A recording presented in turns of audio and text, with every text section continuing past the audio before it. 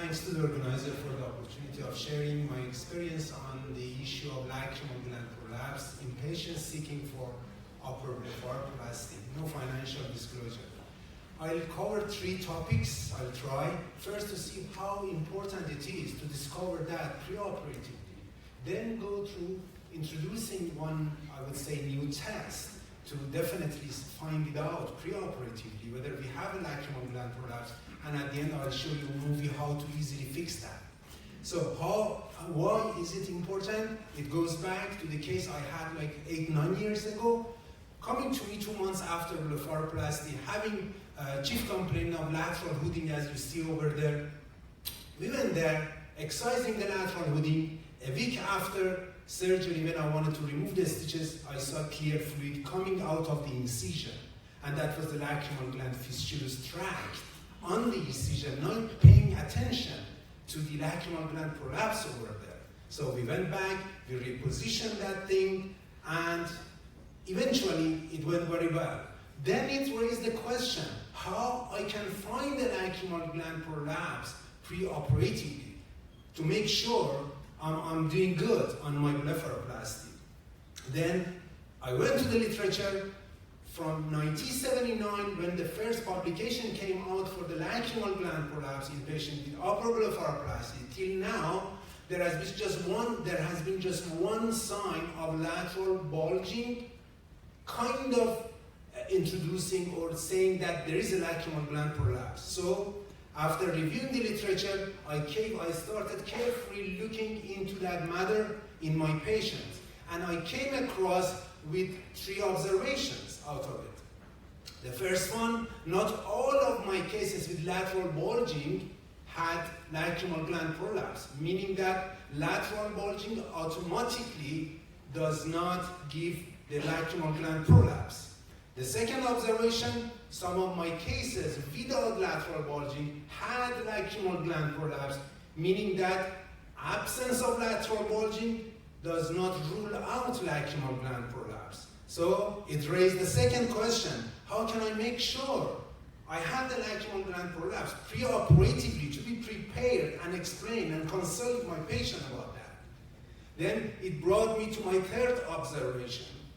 All of my cases with lacrimal gland prolapse were showing a hard mobile elevation and bulging at the lateral side when they were lying down on the OR table. And that's what we called it supine test. How it happens actually, when we are asking the patient to lie down, 3 things happening. Soft tissue moving around, eyebrow moving up, as you see in there, eyelid moving up, and if you ask your patient to look down, it will go down too. And most importantly, the preapo fat goes back into the orbit, making the hard tissue of lacrimal gland visible. And that's the thing, since then, there was no case of positive supine test and no lacrimal gland prolapse clinically significant enough to repair.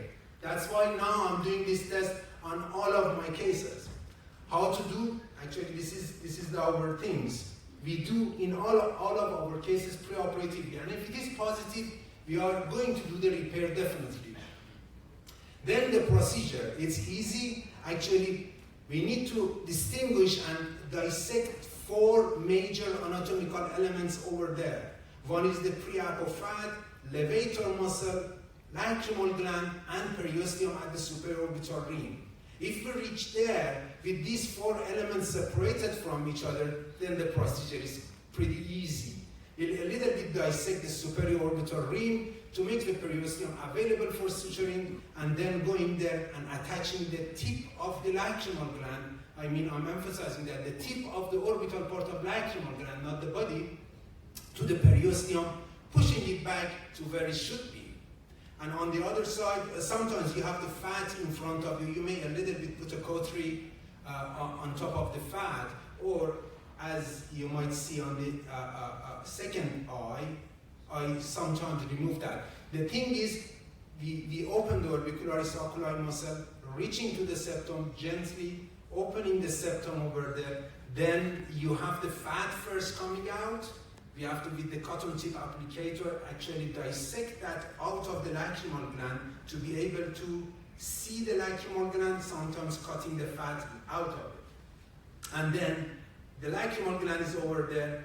Importantly, you have to dissect from the some of that levator muscle over there, not to hurt the levator muscle. Then attachment is easy. So this is one pre and post, so you don't see any that kind of prolapse over there. So in summary, taking home, why is it important? Because it avoids cosmetic and functional complications. We have to pick it up preoperatively. Second, the new sign, the new test of supine test, I recommend to do it in all of the cases. If positive, be prepared for repair. And the procedure itself is easy, provided that you are dissecting those 4 elements. And remember, if you do not look for lacrimal gland prolapse, we won't find it. And thank you very much.